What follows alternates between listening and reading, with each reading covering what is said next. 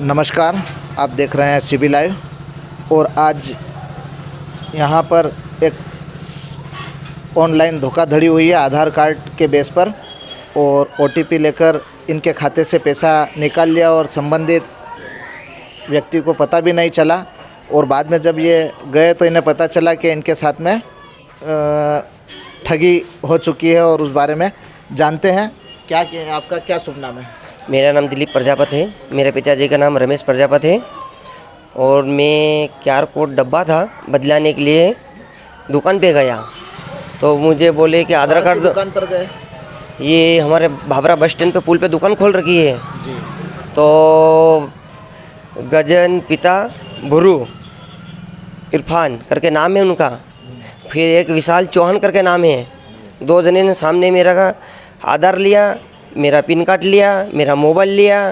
बोले तेरा डब्बा अपन एक्सचेंज कर देते हैं। बोला मैंने बोला भैया कितने पैसे लगेंगे? बोले भैया आपके 800 रुपये लगेंगे। मैंने हो गया दिया 800 रुपये में डब्बा, काम आ जाएगा कभी, अपन घर पे हो नहीं हो, कोई पैसा डाला तो मालूम पड़ जाएगा। तो डब्बा मैंने लेने के लिए वहाँ गया, तो उन्होंने क्या किया कि मुझे मालूम ही नहीं पड़ा। 1 घंटे तक मुझे बिठा रखा वहाँ टेबल पे। मेरे भाई कार खोल रहे होंगे मेरा कुछ न कुछ, आगे से पोर्सी चल रही होगी, मैं वही समझा। फिर मुझे बोले कि तेरा ये खाता नहीं चल रहा। बोले क्या? बोले तेरा ये काम नहीं आ रहा। तो मुझे क्या बोला कि तेरा दूसरे परिवार में कोई खाता है? मैंने बोला है, मेरा भैया का है, मैंने स्कूल में कभी छात्रावासी मिलते करके मैंने खुलवा रखा है खाता, तो उस पर मैं उसका चलेगा करके मेरे को बोल दिया। फिर मुझे कि मैं स्कूटी लेने गया साहब, तो मुझे पता चला फाइनेंस पे कुक्सी गया TVS शोरूम पे, बोले कि तुम्हारा लोन चल रहा पर्सनल लोन।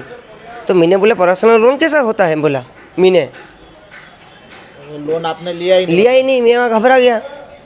मैंने बोला कैसा हो गया लोन? मैंने बाप दादा ने लोन लिया ही नहीं साहब। हमने बोला कैसे, आज तक एक बैंक का कर्जा नहीं हमारा पे। मैंने बोला तो लोन है। कितने का लोन बताया? 40 ने 7,000 साहब। 47,000 का सर। फिर आपने उसके बाद क्या कार्रवाई करी? मुझे पता नहीं चला किसने निकाला किसने। फिर मैंने बायोडाटा मोबाइल से दिया तो उनका नाम आया साहब। किनका? ये गजन भुरू इरफान करके। फिर विशाल चौहान करके का नाम आया सर उनका। और मोबाइल से पर्ची निकाल दे, उसमें नाम आया। वो आंदोलन लेके मैं निकाल के थाने पे गया साहब। थाने पे मैंने आवेदन दे दिया रात में, हाथों हाथ 9 बजे। कितने दिन पहले की बात है? ये रविवार के दिन साहब। फिर आवेदन देने के बाद फिर उनके वो सुबह पकड़ लाएंगे बोला। मैं सुबह पकड़ लाएंगे और इंतजार का मैंने सुबह हाट है तो कभी बाजार में मिले नहीं मिले करके मैंने उनको नहीं। फिर शाम को गए साहब, तो गया वहाँ पे, बोले और ढूंढ के जाते हैं। तो सब लोग ढूंढने आए तो मिला नहीं उनको।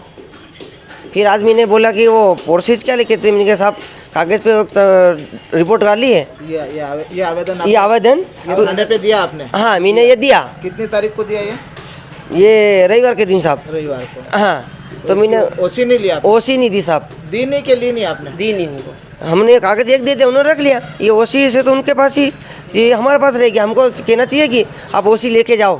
जी। तो मान्यता होती ना। ओसी नहीं दी हमें, अनपढ़ हूँ, मुझे मालूम ही नहीं पड़ा ओसी क्या चीज़ होती साहब। मैंने कागज़ दे दूँगा साहब, लोगों ने कार्रवाई कर रहे होंगे। फिर उस पर कार्रवाई हुई? पुलिस ने कार्रवाई करी? पुलिस ने कुछ नहीं किया साहब। मैं अभी थाने से ही आया। तो अभी जब आप थाने पे गए तो क्या कहा? बोले कि तुम्हारे कहीं बात हुई थी? मैंने बोला कहीं बात तो कहीं हुई नहीं है हमारी। किसने बोला ऐसा बात हुई थी? ये वहाँ पूछ रहे थे तो कोई बात तुम्हारी हुई? मैंने बोला कहीं बात तो कहीं नहीं हुई साहब। किसने बोला वहाँ पे बात हुई थी? सर ने। तो मैंने थाने पे रहते वो, और मुझे तो पता ही नहीं, सब लिखा पड़ा हो नहीं, मैं स्टार पे देख नहीं पाया। तो मैं चले आया। बोले कि तुम्हारे कहीं समझाता होता तो तुम कर सकते हो। तो मैंने कहा इनको जेल ही डालना साहब। तो आदिवासियों को सब गाँवड़े वाले आते, इनको कितना लूट खा गए हो। ये बाजार वाले को लूट खा गए तो गाँवड़े वाले को साहब इनकी खेतों वो क्या कहते हैं ID, इनकी आइडिया बंद करवाना साहब। तो गाँवड़ा वालों को कितने लूट खा गए होंगे बेचारों को। मैंने वहाँ से आया तो मेरे बच्चे को मैंने मारा साहब। तूने कहीं पैसे का लोन ले लिया होगा करके। मेरे स्कूल वाला बच्चा कहता बेटा मेरे पापा मैंने निकाला ही नहीं के। कितना बड़ा बच्चा है आपका? मेरा सर 11 साल का है। तो आपने गुस्से में उसको मारा साहब। गुस्से हम कुर्सी से रात में आया वहाँ से मैं कि इसने कुछ मोबाइल पे लोन? हाँ मोबाइल पे ले लिया होगा। तो वो रोता जाके बोले पापा मैं तो दाढ़ी करने चले जाऊँगा। बोले मैं पढ़ाई छोड़ दूँ करता वो तो। पीड़ित ने आरोप लगाया कि बिना जानकारी और अनुमति के उनके दस्तावेज का उपयोग कर आर्थिक धोखाधड़ी की गई। अब देखने वाली बात यह है कि पुलिस इस पूरे मामले में क्या कदम उठाती है और डिजिटल चोरी करने वाले आरोपियों तक कब तक पहुंचा जा सकेगा। आप बने रहिए CB लाइव के साथ। भूपेंद्र चौहान की रिपोर्ट।